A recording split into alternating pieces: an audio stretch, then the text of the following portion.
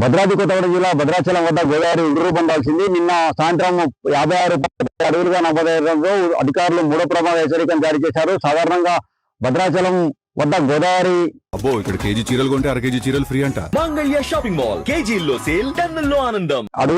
అడుగులను బట్టి ప్రమాద హెచ్చరికలను జారీ చేస్తారు. 43 అడుగుల మేర భద్రాచలం వస్తే మొదటి ప్రమాద హెచ్చరిక, 48 అడుగులు వస్తే రెండో ప్రమాద హెచ్చరిక, అదేవిధంగా 53 అడుగుల మేర గోదావరి ప్రవహిస్తే మూడో ప్రమాద హెచ్చరిక జారీ చేసి అత్యంత అప్రమత్తమవుతారు అధికారులంతా.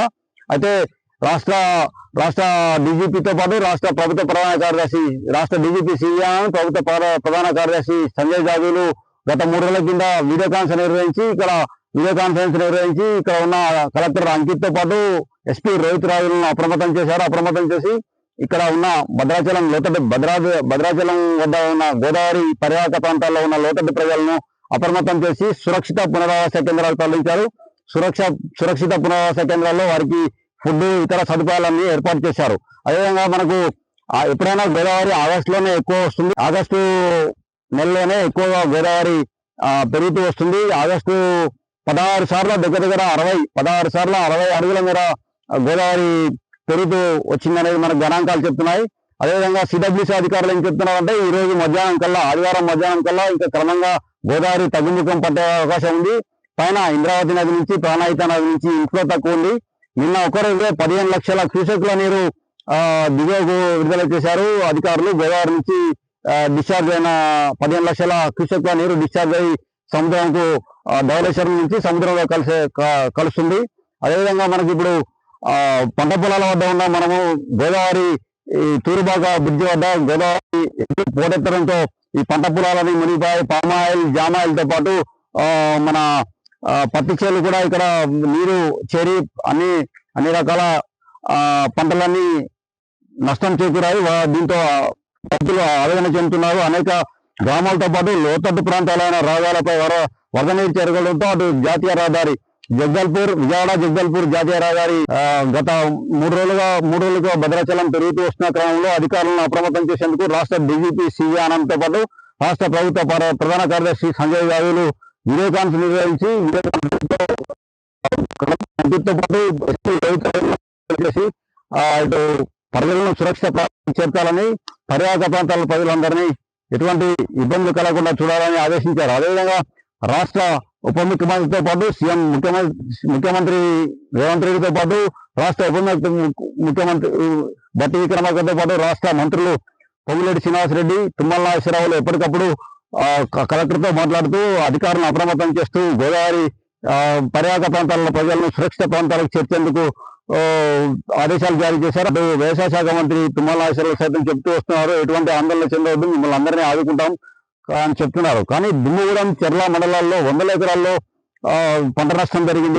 ఈ మోటార్లను ఏర్పాటు చేసి ఎప్పటికప్పుడు వాటర్ అన్నింటినీ మళ్ళీ గోదావరిలోకి వదులుతున్నారు. దీంతో అధికారులు అప్రమత్తమై ఎటువంటి ఇబ్బంది కలగకుండా, ప్రజల్లోకి ఎటువంటి ఇబ్బంది కలగకుండా చూస్తున్నారు. ఆగస్టులోనే గతంలో 60 అడుగుల పైగా 16 సార్లు గోదావరి రావడంతో అధికారులు ఆగస్టు నెలలోనే ఎక్కువ అప్రమత్తంగా ఉండాలని అధికారులు సూచిస్తున్నారు. ప్రజలందరినీ, లోతట్టు ప్రాంతాల ప్రజలందరినీ అవేర్ చేశారు. అవగాహన కార్యక్రమం నిర్వహించి వారందరికీ చాలా జాగ్రత్తగా ఉండాలని, లోతట్టు ప్రాంతాల ప్రజలు ఎటు చేపల గడ్డకు వెళ్ళవద్దని, ఎటు గోదావరి దగ్గర సెల్ఫీలు సైతం దిగవద్దని, ఎటువంటి ఫోటోలు, సెల్ఫీలకు కూడా అనుమతించడం లేదు. గోదావరి చుట్టుపక్కల ఉన్న ప్రాంతాల్లో పోలీసులు బారికేడ్లను ఏర్పాటు చేసి ప్రజలెవరిని గోదావరి పక్కకు రాకుండా చర్యలు చేపట్టారు. బారికేడ్లు ఏర్పాటు చేసి చర్యలు చేపట్టారు. అదేవిధంగా జాతీయ రహదారిని సైతం పునరుద్ధరణ జరిగింది. ఇటు భద్రాచలం చెర్ల రహదారిపై కూడా నీరు చేయడంతో నిన్న మొత్తం రవాణా వ్యవస్థ స్తంభించింది.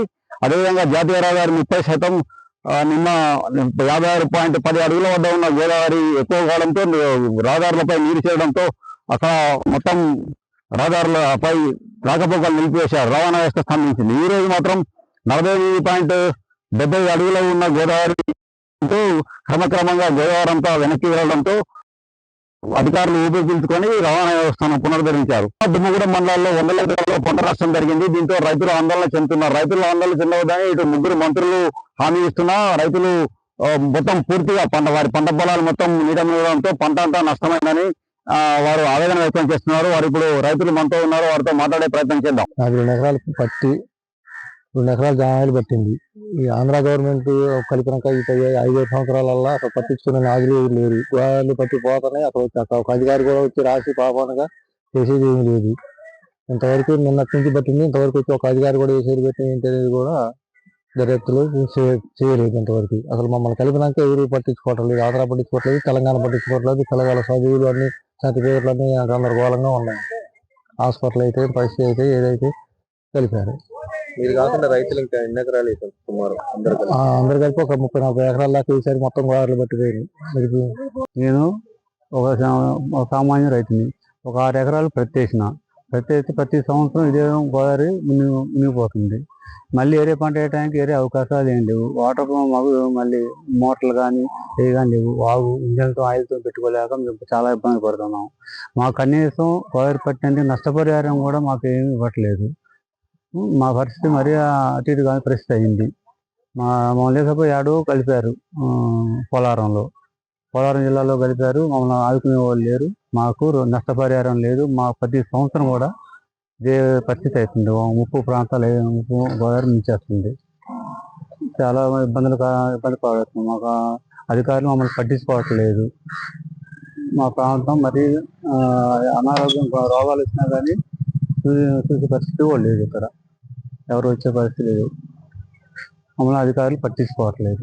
గత 3 రోజులుగా గోదావరికి వరద పోటెత్తిన నేపథ్యంలో అంటే గోదావరి వలన పూర్తిగా భద్రాచలం నియోజకవర్గ రైతాంగం పూర్తిగా నష్టపోయింది. అంటే రైతాంగం వేసినటువంటి పత్తి చేలు, అదేవిధంగా ఈ సంవత్సరం జామాయిల సాగు ఎక్కువగా సాగు చేస్తున్నారు రైతులు. ఈ పత్తి చేను అనేది కొంతమంది వేసినా కానీ అది కూడా గోదావరిలో మునిగిపోయిన పరిస్థితి ఏర్పడింది. జామాయిలు కూడా అంటే వ్యవసాయం చేయలేక జామాయిలు రైతులు ఎక్కువ సాగు చేయడం జరిగింది. ఆ జామాయిలు కూడా పూర్తిగా నష్టపోవడం జరిగింది. గతంలో ప్రభుత్వాలు ఏంటంటే పత్తి చేలు కానీ ఏదైనా వ్యవసాయం గోదావరి వచ్చినప్పుడు అకస్మాత్తుగా అంటే నష్టపోయినప్పుడు ఎంతో కొంత పరిహారం అనేది రాష్ట్ర ప్రభుత్వం ఇచ్చేది రైతులకి. కానీ ఇప్పుడు ఆ పరిహారం అనేది రైతులకు అందడం లేదు. ఖచ్చితంగా రాష్ట్ర ప్రభుత్వం రైతులందరికీ కూడా పరిహారం అందేలాగా చేయాలి. ఇప్పుడే అంటే పోలవరం ప్రాజెక్టు పూర్తి అవ్వకముందే రైతులకి ఈ పరిస్థితి ఉంటే, పోలవరం ప్రాజెక్టు పూర్తయితే నిత్యం 45 అడుగులు భద్రాచలంలో గోదావరి వరద ప్రవాహం ఉంటుంది అనేసి అంటున్నారు నిపుణులు. అంటే ఆ 45 అడుగుల మీద మళ్ళీ ఒక 40 అడుగులు గోదావరి వస్తే 80 అడుగులు వస్తుంది గోదావరి. అంటే భద్రాచలం పరిస్థితి ఏమైంది? అప్పుడు భద్రాచలంలో ఉన్న రైతులు ఎవరు అప్పుడు వ్యవసాయం చేసే పరిస్థితి ఉండదు. కనీసం భద్రాచలం నియోజకవర్గం ఇల్లు ఉండవు, భద్రాచలం టౌన్ కూడా ఉండదు. పోలవరం ప్రాజెక్టు వలన ఇంత నష్టం జరుగుతుంటే భద్రాచలానికి రాష్ట్ర ప్రభుత్వం కనీసం ప్రత్యేక చర్యలు ఏమి చేపట్టడం లేదు. అదేవిధంగా కేంద్ర ప్రభుత్వం కూడా భద్రాచలం రాముడిని, భద్రాచలం ప్రాంతాన్ని, భద్రాచలం నియోజకవర్గాన్ని కాపాడాల్సిన పరిస్థితి ఉంది. ఎప్పటికైనా కానీ కేంద్ర రాష్ట్ర ప్రభుత్వాలు భద్రాచలం పైన ప్రత్యేక శ్రద్ధ చూపి భద్రాచలానికి తక్షణమే రక్షణ చర్యలు చేపట్టాలి. భద్రాచలం రైతాంగాన్ని కాపాడాలి. భద్రాచలం యొక్క ప్రజలని, భద్రాచలం యొక్క రాముల వారి ఆనవాళ్ళని తుడిచిపెట్టుకుపోయే పరిస్థితి ఏర్పడితే పోలవరం ప్రాజెక్టు వలన ఎందుకని మౌనంగా ఉంటున్నారు? అంటే భద్రాచలం రాముడు ఒక భద్రాచలానికే కాదు కదా, భద్రాచల ప్రజల యొక్క ఆత్మగౌరవం, భద్రాచలం రాముడి యొక్క ఆత్మగౌరవంతో కేంద్ర రాష్ట్ర ప్రభుత్వాలు చెలగాటమాడుతున్నాయి. ఎందుకని పట్టించుకోరు భద్రాచలం ప్రాంతాన్ని? ఈ 40 అడుగులకి ఈ పరిస్థితి వస్తే 50 అడుగులకి రేపు పోలవరం ప్రాజెక్టు పూర్తయితే భద్రాచలం రాముడు కూడా మునిగిపోయే పరిస్థితి ఏర్పడింది కదా. ఇప్పటికైనా కానీ కేంద్ర రాష్ట్ర ప్రభుత్వాలు స్పందించి భద్రాచల ప్రాంతాన్ని, భద్రాచల ప్రజల యొక్క మనోభావాలను గుర్తించి రక్షణ చర్యలు చేపట్టాల్సిందిగా కోరుచున్నాం.